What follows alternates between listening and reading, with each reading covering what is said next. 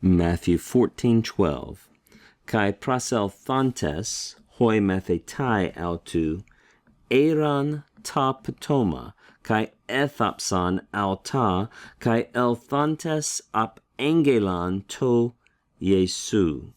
Remember, we've read up above about John the Baptist being beheaded and his head given to the daughter of Herodias on a platter.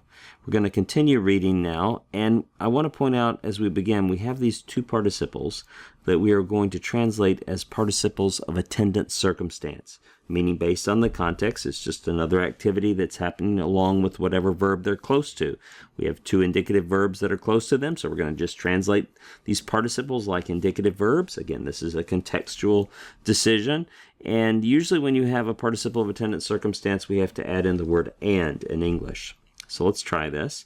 So we read, and his disciples, that is the disciples of John the Baptist, came and took up the corpse. They took the body, the dead body, and buried it, and went and announced or told about this to Jesus. Okay, there's so many different things we could look at here, but let's start in the middle. Let's start with this word ethapson. What do you see there that helps you figure that out? Well, you say there's an augment there, and there's a ps, makes me think a sigma came in, and you are correct. This is from the verb thopto, which occurs 11 times in the New Testament, so you may or may not be familiar with it. It means to bury.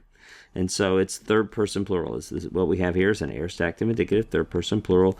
They buried it, or they buried him. You can see there is a textual question as to whether Matthew originally wrote the neuter pronoun or the masculine pronoun. Did he write they buried it in reference to the corpse, which is a neuter noun, or they buried him in reference to John the Baptist, a person, obviously, which with the masculine pronoun would fit there. Either one makes sense, but it does seem like most English translations have gone with it.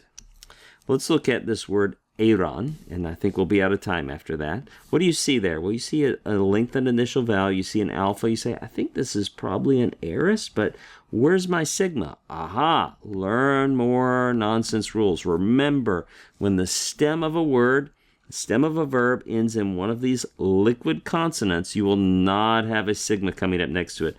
Also, if you have a liquid verb, what is a liquid verb? It's a verb whose last letter is one of these consonants. If you have a liquid verb that has a iota in the lexical form, expect that iota to often disappear in other tenses. So we're not surprised there's no iota up here. This is an aorist active indicative, third person plural. They took, and there's your direct object of that, the corpse. They took the dead body and buried it and went and announced or told Jesus. They announced it to Jesus.